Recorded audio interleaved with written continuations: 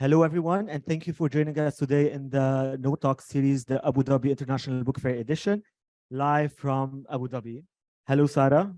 Hi, Anthony. So Hello. before we start, let's just remind our dear KnowTalks friends, interpretation is available into Arabic and French, and please make sure to drop your questions in the Q&A section.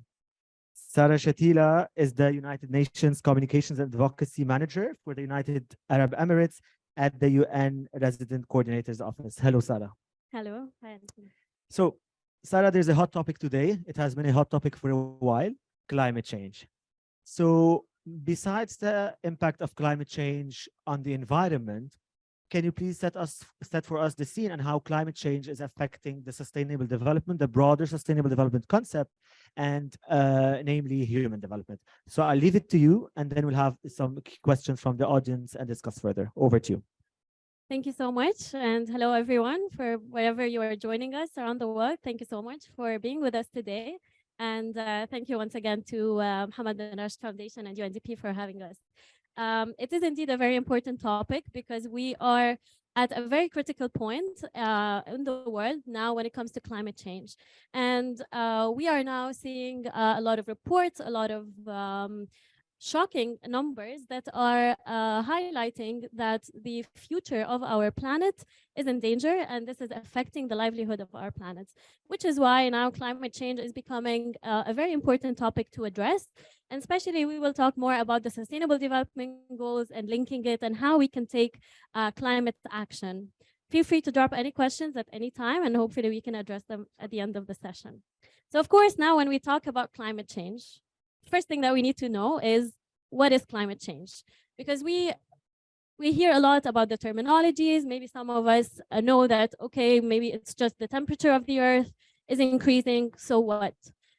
Well, it's actually much different, because if the temperature of the earth increases, this ultimately affects the weather changes across the world, increasing, having more heat waves in certain areas, having more droughts in some areas, having floods, natural disasters and causes where it depends on the areas, and that causes has implications on human lives, on the livelihoods of even of the biodiversity, on the food security, having shortages in energy and electricity and so on. So ultimately everything is affected in the ecosystem, and all the systems get impacted, which is why this has not only a human cost at it, but also a value and an economic cost that urges governments and everyone to take action and to try now to prevent this from happening, but also to adapt to climate change and try to have anticipatory actions that need to be taken.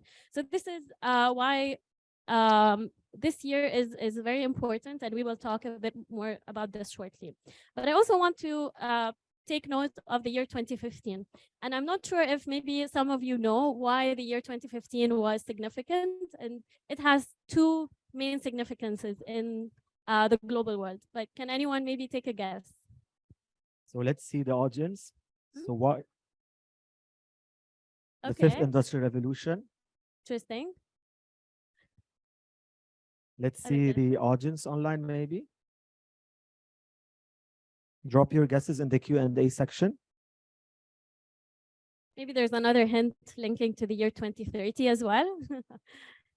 SDG. SDG. Exactly. So one of the reasons in 2015 it was important because of the Sustainable Development Goals, and maybe it's also we can take a guess on how many people are already aware of the Sustainable Development Goals. Maybe we can also see from the audience. But just as a brief of how the Sustainable Development Goals came into action. In the year 2015, at the United Nations, which is made up of 193 member states, they came together and they put forward and they agreed on 17 goals that the world will follow for the next 15 years. It's a 15-year plan where all governments, civil society, members of the private sector, academia, everyone will take collective action to address these goals by the year 2030. Now, of course, this took a lot of a rigorous process of consultations. So it's not only the responsibility of the governments, nor only the United Nations, of course, but it's the responsibility of everyone and everywhere to help address these goals. And as you can see, we have 17 goals, and they are addressing the main pressing issues and needs that the world is currently facing. We talk about, for example, no poverty, making sure that we achieve a world where everyone has equal and fair access to quality education everywhere in the world.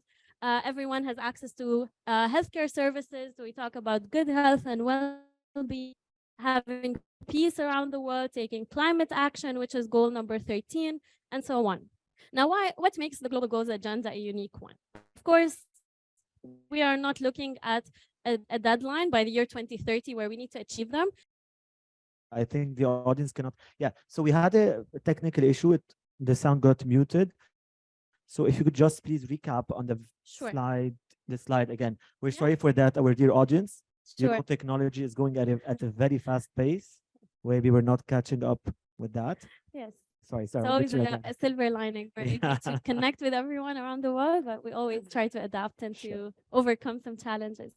Let us know if you have any questions in the discussion. But basically, to recap on the last slide, is talking about how interconnected all the sustainable development goals are.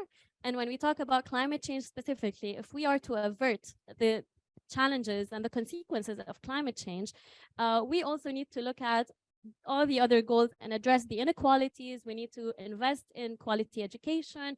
We need to have access to digital technology, to renewable energy, shift from fossil fuels, transform our economies, overcome and prevent having conflicts, and have peace to be able to have a healthier environment for our people and for our planet.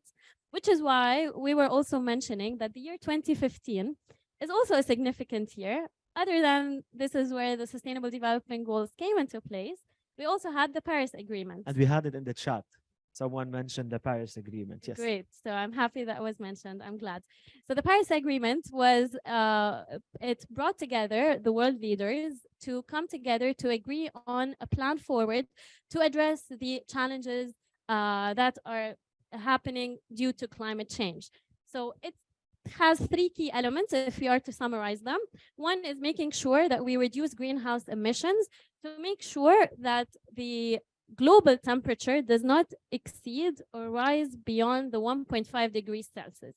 And maybe the 1.5 degrees can seem like it's a very small number, it's not significant, but actually just that small shift in temperature can eradicate nations completely and can wipe out ecosystems and have lands that would not exist ultimately if that happens. Is it that small? I would like to interrupt you. Is it that small going to the 1.5?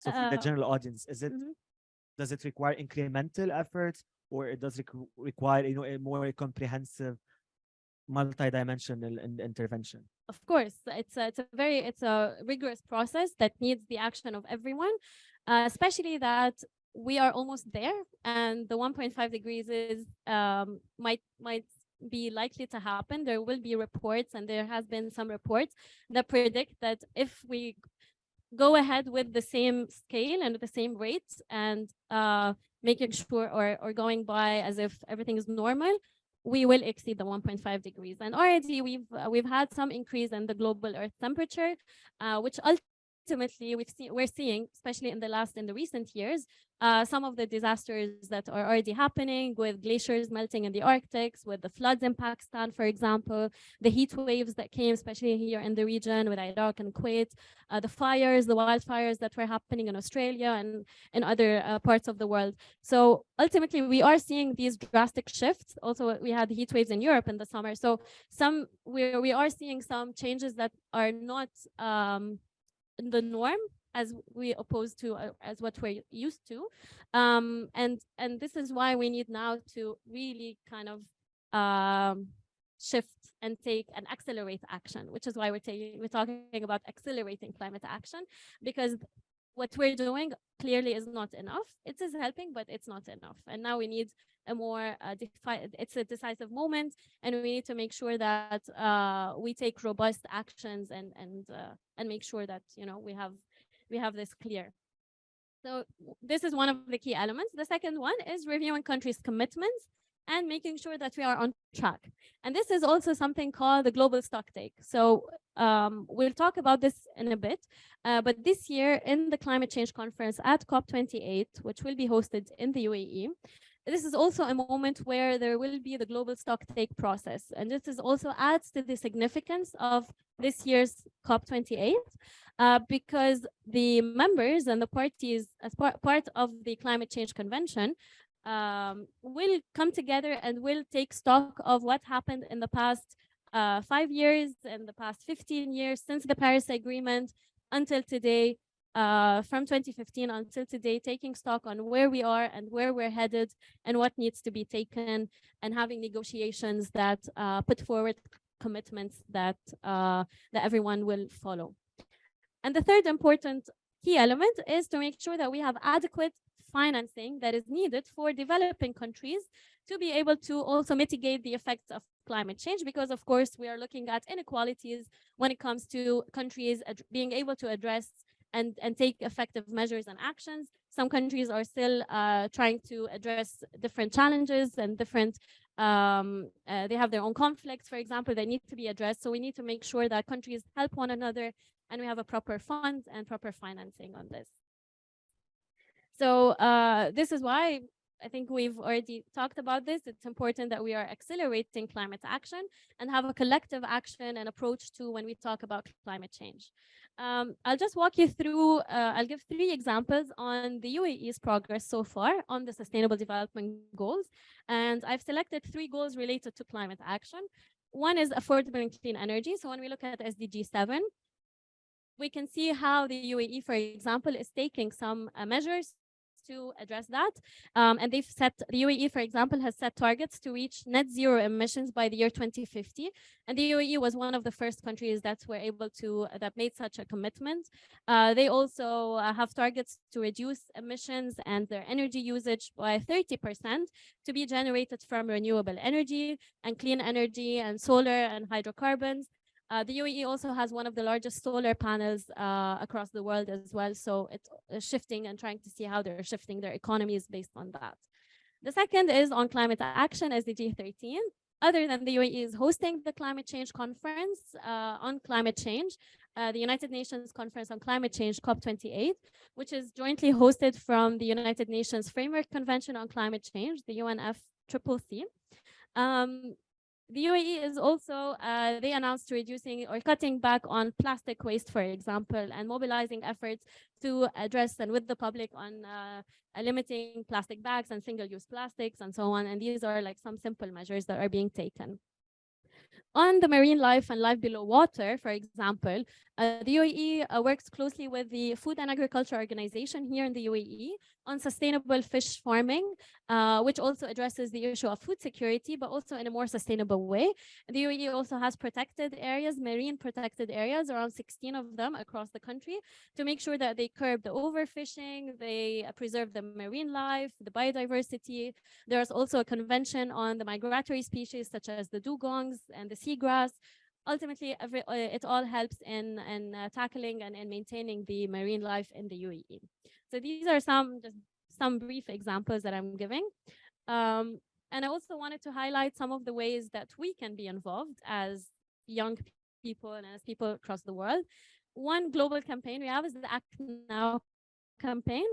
Probably some of you are aware of it. It's a United Nations global campaign. It's very simple, but it helps mobilize the public to take action and measure their own habits towards the Sustainable Development Goals and on climate action. Maybe here, Sarah, I'll take this opportunity to ask our KnowTalks friends to share with us how they have been acting now, what they are doing at the level of at the citizens level. You've been discussing maybe the role of the government, maybe the private sector, but also you have emphasized the collective action. So maybe it's good, our friends, if you can share with us some of the actions that you have taken to mitigate the effects of climate action in the chat, and then we'll pick them up at the very end. Absolutely.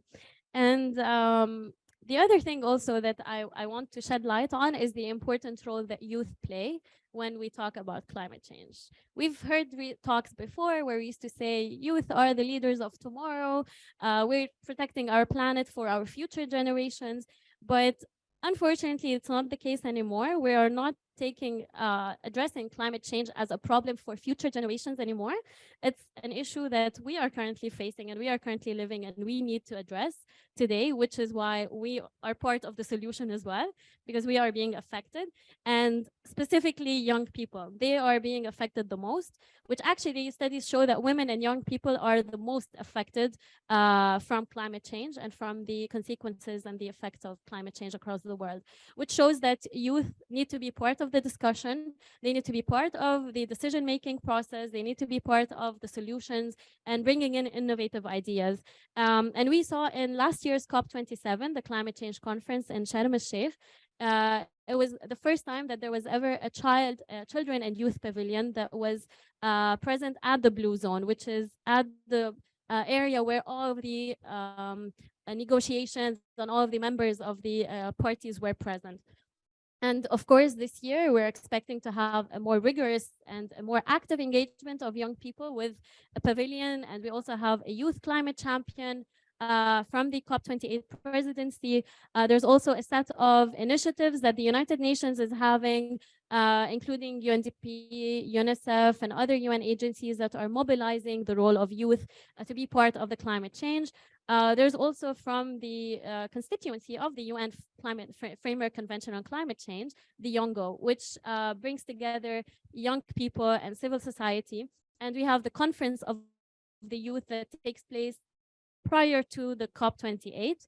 And every year, every COP, we always have a conference of the youth, where you have local conferences of the youth getting organized across the world. There's a regional conference of the youth and a global conference as well. And Sarah, maybe I'll take this opportunity to ask you, how can the youth, maybe also our dear KnowTalks friends, because we have significant number of attendees who are youth, can contribute and join these discussions and act actually?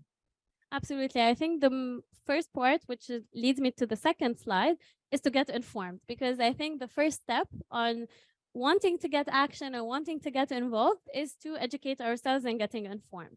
I put here an example. We are hosting a series of webinars, for example, to engage with the public on all of the issues that intersect with climate change. So it's 28 for 28 webinar series, which is 28 webinars in the lead up to COP28. You can find all the recorded sessions on our YouTube channel. And we have one coming up on Wednesday, for example, and we've addressed climate change and food systems, climate change and green jobs, climate change and financing climate action. We're talking now on building synergies on disaster risk reduction and climate action, for example, and it's all bringing together UN experts and speakers from this field. So this is the first step, is to get informed, build knowledge. There's so many tools available online where you can also find reports and read and educate yourself on the matter. The second is also look at opportunities. There's plenty of opportunities that are looking for young people to participate in and to be part of, whether coming from the UAE side or from the United Nations. So it's not only based in the UAE, but there's also global opportunities for youth to be part of.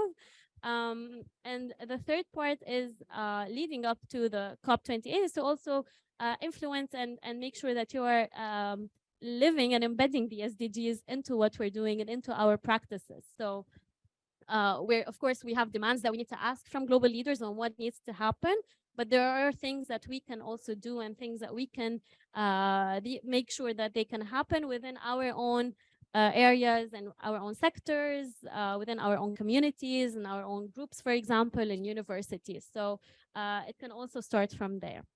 So lastly, I just want to leave you with an overview on the work of the United Nations. It's just a brief mapping on where the United Nations is present in the UAE. We've been working together with the UAE for over 51 years now. We have a presence of over 31 agencies working together jointly with the United Arab Emirates on diverse areas and issues, starting from humanitarian action to education to innovation, biodiversity, partnerships, engaging with the private sector, for example, on space technology and so on. So it also helps us align with the national strategy of the country, but also on addressing the work of the United Nations and the Sustainable Development Goals overall. And of course, I will invite you to connect with us, check, all the resources on our social media, on our website, and to reach out for any questions and any opportunities. Yeah, thank you. Perfect. Thank you, Sarah, for this comprehensive presentation. I think you have set the scene perfectly that we need to act now, we need to act collectively.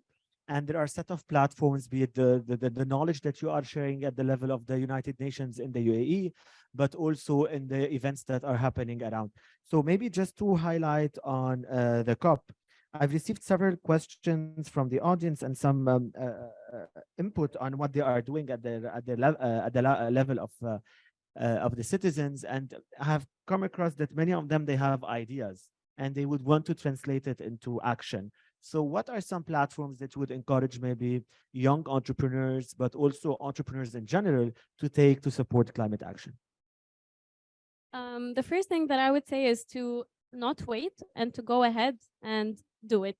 We cannot sit back and wait and look for other members and other parties and other and governments to come and give us support, because this will not be realistic enough.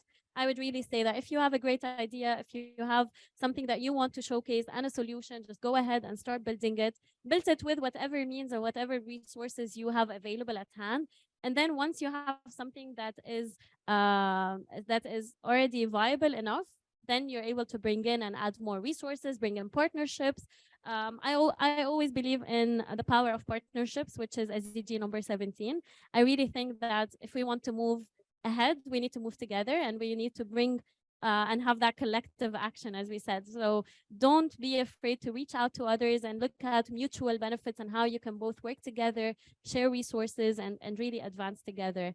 And I think, there's a lot of now the entrepreneurship ecosystem is blooming, especially in this region. There's a lot of accelerator programs. There's a lot of some angel investors and other partners that are willing and looking at solutions, and this is what we need today. We're talking a lot about the problem, and we know that climate change is happening, but what we need is we need to highlight solutions, and we need to really shed more light on the positive stories, maybe, and coming from our region especially. I have a question from the audience. Actually, you know that the SDGs are interconnected, and the interlinkages between the UNDP and SDGs, I'm sorry, and we cannot take each goal as a standalone. So there's a question on the importance of SDG 4 and the role of quality education and awareness in fostering a collective approach to climate change.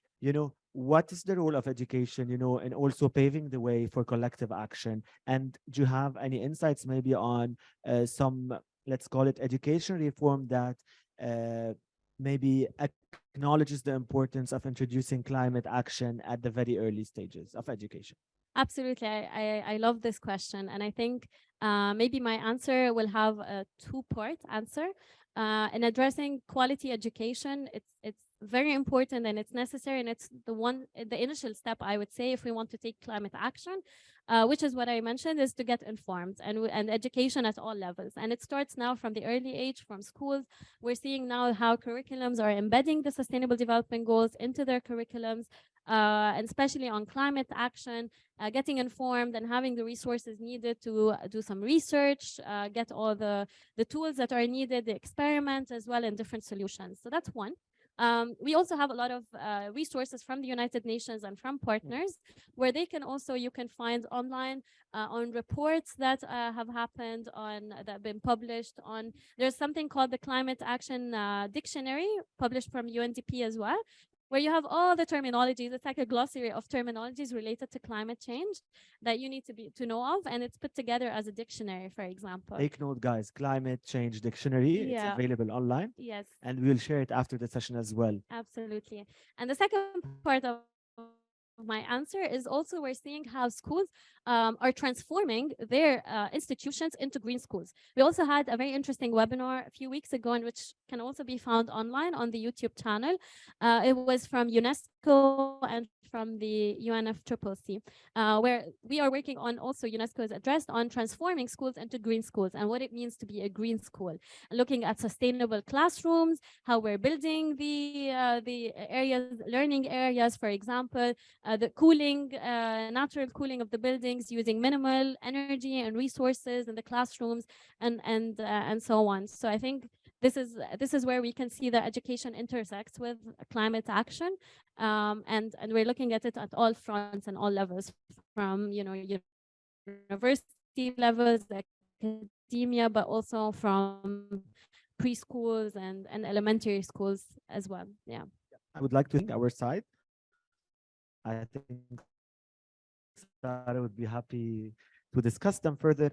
I think Muhammad, just a few seconds ago, he mentioned the importance of climate-friendly schools, and I think this is a super interesting concept that should be on our agenda till 2030. We have some time. We always have time, I guess, right, to act.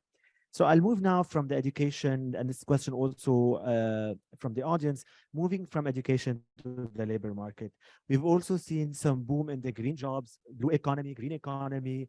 The future is going in this direction. So what are some tips or some insights that you could provide our audience that they need to be aware of to be able to make sure that they are on the right track for the future jobs, but also for the future trends when it comes to climate change? Absolutely. And I think this is the case with everything else, because we know that the job sector it's transforming, whether on all different fronts.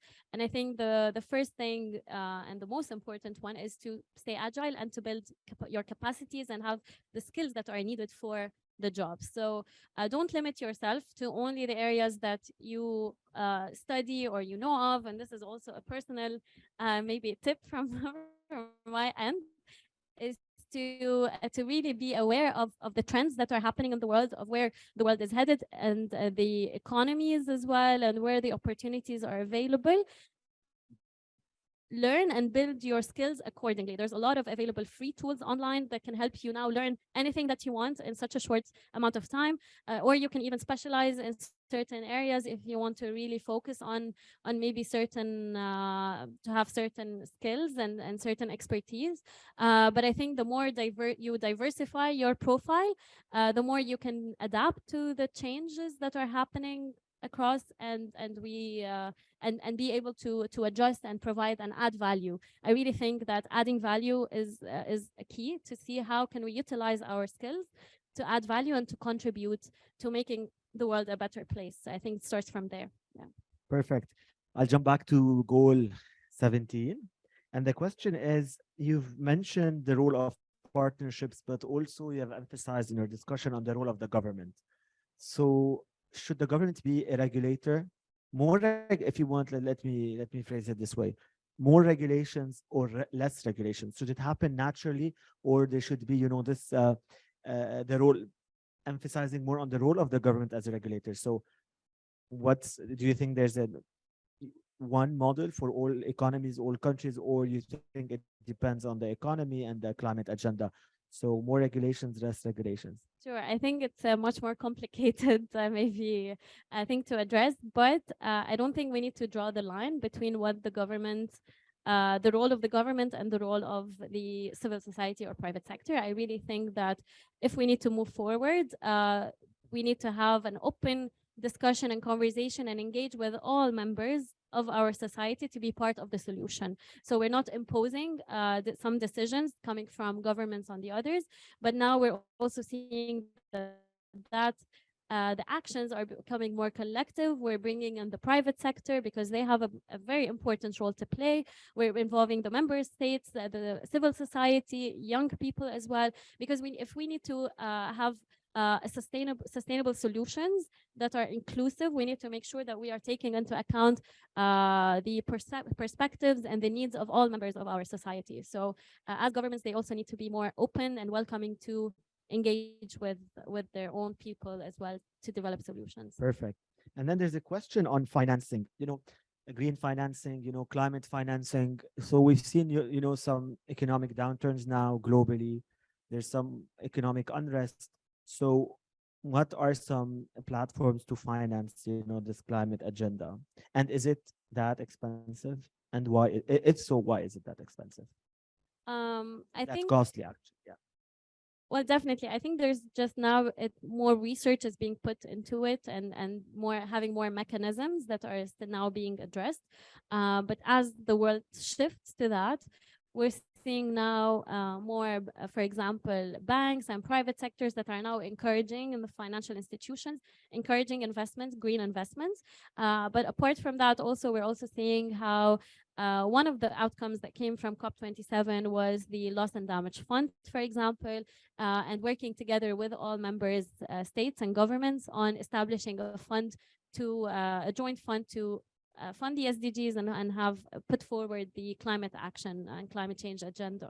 So I think we are seeing a shift and movement that is happening, and it's just a matter of time to see how it unfolds and manifests. So you're optimistic about the future? Or should we be optimistic, pessimistic, the direction? I think we From should a always personal be view. optimistic, because I do believe that when it comes to our livelihood and when it comes to our planet and our world, we will do whatever it takes to, you know, shift and make sure that we survive. And I really think that we have the resources, we have the knowledge, we have the capacities. It's just a matter of really making this a priority, and it can happen. So I'm hopeful. I'm equally hopeful as well.